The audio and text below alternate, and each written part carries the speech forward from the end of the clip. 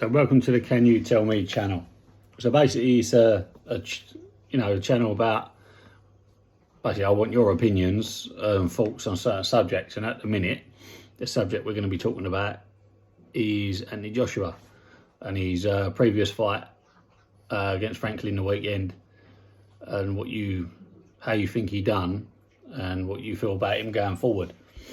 Me personally, when I watched the fight, I thought, he was holding back slightly and things like that, but then I watched it again and thought, do you know what, it ain't actually too bad. I think it was quite a polished performance. Could have took more risk, but why would you? Let's be honest, if you got, with everything that could happen in the future, like Tyson Fury, I know a lot of people say, oh, he ain't ready, blah, blah, but if he goes in there and gets reckless and then does get caught, then them fights are completely off the table.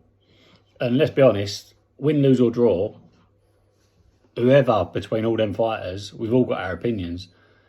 We just want to see him. But if he goes in there, gets reckless and gets caught, then them fights never happen at all.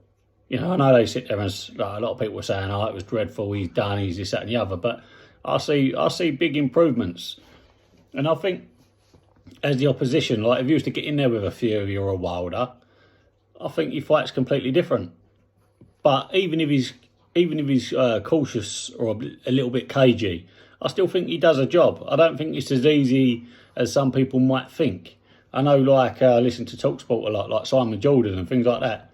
They absolutely cane AJ. I know they don't cane him as a person, because as a person, he is what a heavyweight champion should be. Time for fans and things like that. But as a boxer, I know everyone's like, oh, we need the killer AJ back and things like that. Well, let's be honest, at the start of everybody's career, 9 times out of 10, they're always killers. As you go up through the ranks, they tend to, go the distance a lot more than what they used to. So I personally think we need to get off his back, because I think we need to start giving this man some credit. The way he conducts himself outside the ring, yeah, he has these moments, but don't they all? You've got Wilder saying he wants a body on his resume, and all things like that. You got Fury taking the piss out of everybody. That's his way. And let's be honest, them two, I personally think, the questions are still yet to be asked about, how good are they really? I know Tyson Fury looked $1 million against Chisora, but everybody does. So I don't think we can give him credit for doing something we've seen him do twice before. And let's be honest, the last couple of performances from Derek, he's just everybody's punching bag. So of course Fury was going to look amazing. But then I rewatched the Dillian Whyte fight with Tyson Fury. Yes, he caught him with the uppercut, which is a little bit suspect for an uppercut. And one thing, Fury is very clever. So if you've watched, Dillian Whyte and you think, oh, how am I going to beat him? Well, it's quite easy. You just hit him on the button underneath and that's it. He's done for. And AJ was the first one to do that to him.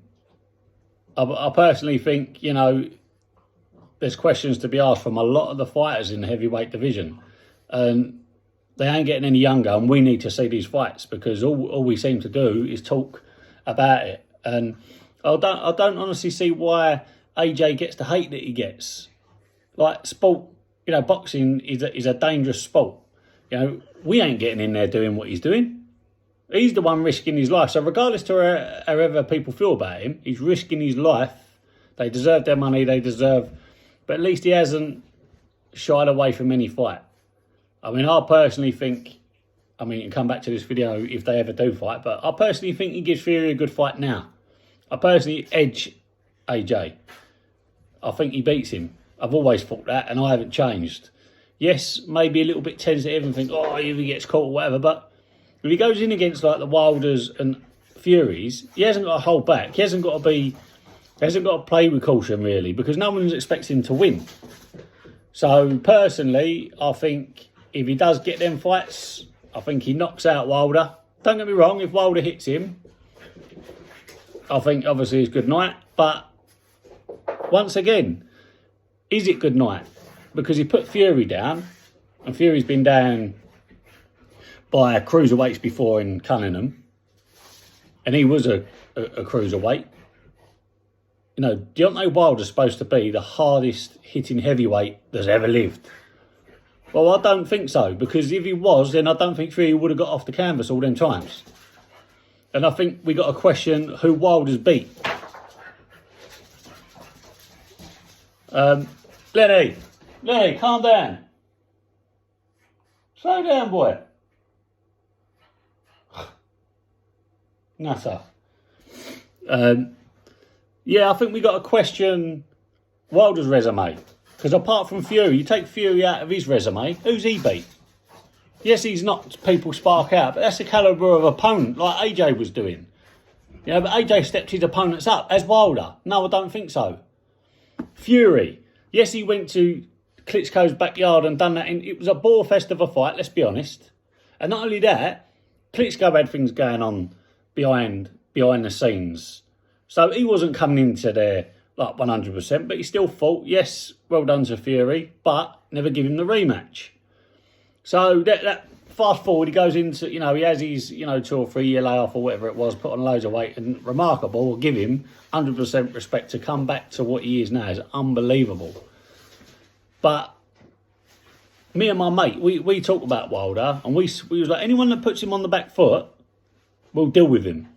Anyone who ain't scared to engage, we'll deal with him. And the one thing Fury's got, he's brave. And he's spotted that fight. Get in his face, he can't fight, he throws one shot. You get close enough and he can't land, he's easy pickings. We know he's chinny. Ortiz had him on the ropes. I mean, I think it was the seventh round before he actually got knocked out.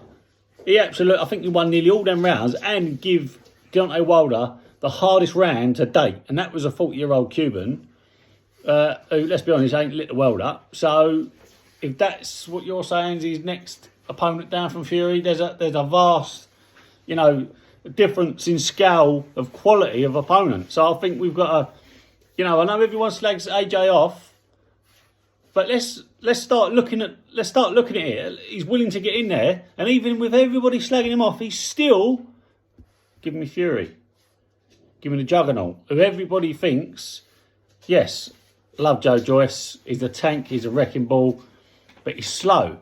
Is he really gonna be able to take AJ's shots for the whole duration? Like, I don't know, but we will get to find out, because Fury ain't, AJ ain't scared to make these fights. Win, lose or draw, we'll see these fights.